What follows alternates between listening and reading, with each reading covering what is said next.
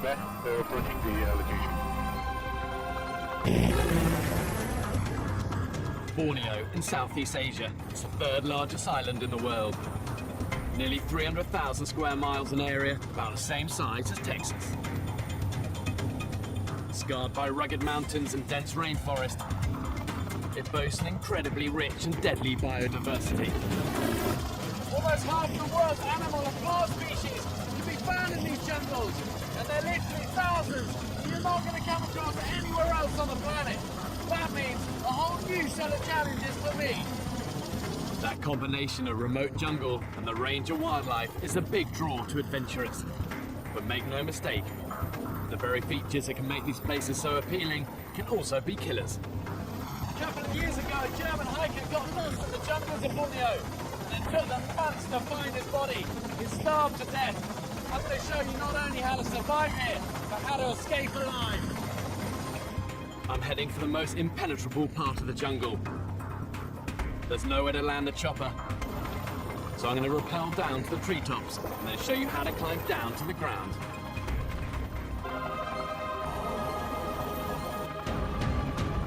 When there's no suitable landing zone for a helicopter, troops will rappel down. But it's not for the faint-hearted. It requires pinpoint accuracy from the pilot. Usually, I'd let the rope run out below to stop me swinging, but it's too dangerous a maneuver here. If the rope gets snagged, then it can bring down the helicopter. But with a rope and a bag on my head, I risk swinging into the trees and being impaled on a branch.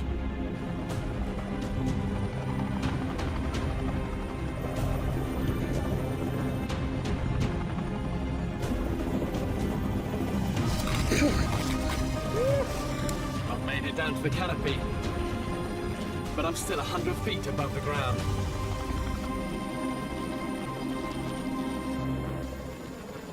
So hang on.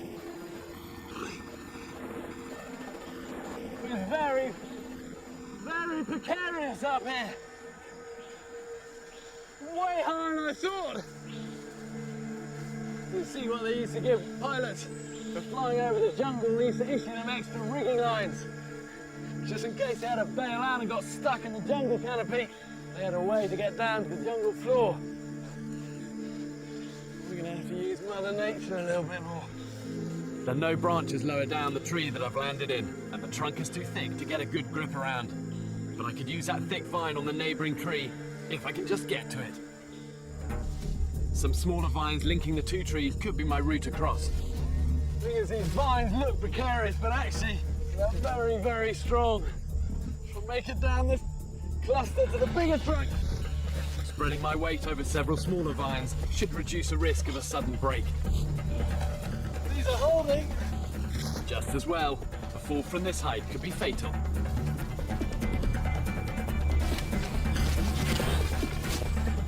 Go onto this branch. It's a little bit more reassuring than what I need. Okay, now you can see it's a nice big vine. Okay, let's get onto that.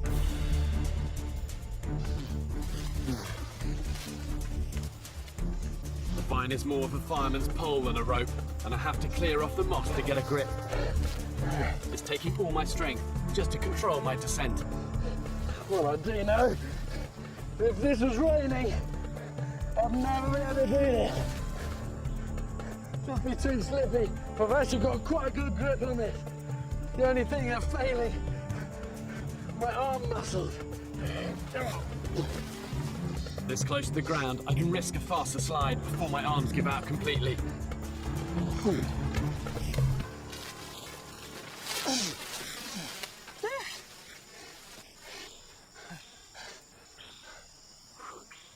Long way down, that. Not an easy descent. Shows how strong those vines are, though. Okay, go on, we're heading downhill. Let's go. In Borneo, the best route out of the jungle is usually downhill. It's the quickest way to find a river or stream, and most settlements are in the valleys. Whoops. Look, that's why you got to be mindful. Look at the spikes on this. Go downhill, grab hold of that, it's just gonna shred your hand. And also they have a nasty habit, these sort of things, just breaking off, getting embedded, and then getting infected. I want to try and develop the sixth sense of before you grab something, just taking a look to make sure it's okay like that and not like that. Plants aren't the only jungle residents to be wary of. This place is full of creatures all out to get your blood. Here's a leech down there. See him? There are just millions and millions of these leeches in the jungle. Look the way he reaches up, he can smell me. And once he gets on, he'll then inject an anticoagulant, stop my blood clotting, and then the wound will just bleed and bleed. I'm leaving this guy to it. Borneo is infested with leeches, and I'm in no hurry to let them feast on my precious blood.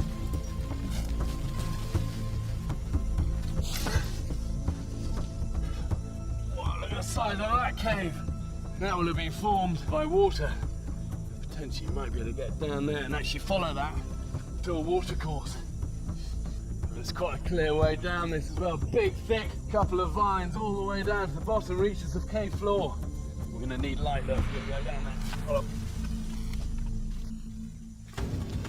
Every good torch needs something to burn, and the jungle is full of potential fuel. Look at this, a dam artery. You can tell that from all this resin. See all of this oozing out of it. And this is what soldiers would call jungle hexes. It's like those little military hexi blocks you get that you can light and they'll burn for ages. But that's going to be brilliant for a torch. The resin is a good start. Together with this piece of bamboo, I've got the makings of the ideal torch. I want to thin this bamboo down a little bit. And this is really to contain all of the sap in here. But it's going to need to burn a bit of the bamboo as well, otherwise it's going to snuff it out.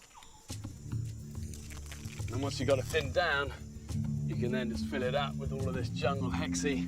Stuff it down there. Okay, that then is going to keep burning for a long time in that cave. And need also just some tinder to get the flame going initially, and I can use a bit of dead bamboo. Just scrape off the outer layer and use your knife to make some shavings. You collect all that up and it'll take a spark nicely. Okay, we're good to go. Survival in the wild often comes down to planning ahead and making the most of anything you find. Look, rattan vine. See this one? Definitely worth collecting that. Amazing stuff, really flexible, really strong. You can use it as like rope. There are nearly 150 types of rattan in Borneo. Locals use fresh lengths of cordage, rope and string. Okay, that's probably enough of it. And then let's put it around a tree, soften it up a bit. And this is just loosening up the fibres so it's more flexible, easy to coil. I've got a torch, tinder and a handy length of improvised rope. But I'm going to need my wits about me if I'm going to deal with all that Borneo can throw at me.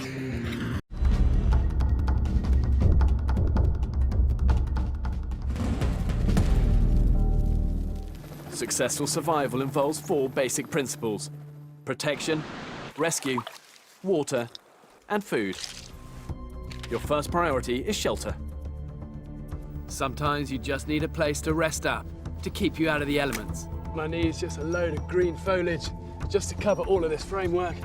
And then in about 20 minutes, I've made a pretty good emergency shelter. Next on my list of priorities is fire, and securing it can be tough. What I'm doing now is making a bow.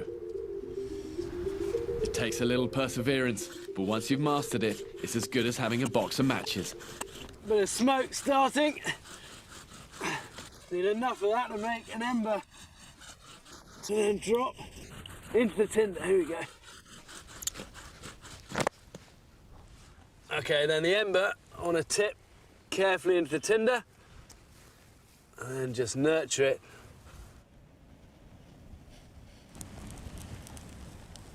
There we go, we've got a flame. In the hunt for water, resourcefulness and improvisation are key. I can use a bit of charcoal from my fire to make a basic water filter. What it will do is make any toxins or chemicals bind to the charcoal. And then by putting grass in the end, that's going to take out any bigger stuff like sand or grit. And then just over the top of it, put a bit of my t-shirt.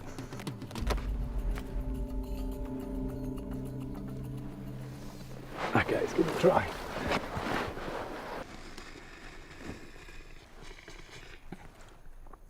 Well, it tastes clean.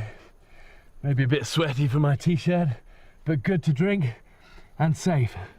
Every environment presents its own set of dangers. In order to survive in the wild, you need energy, and that means food. And you see all of the blood coming out of its jugular there, and that really, in an emergency survival situation, is food and life.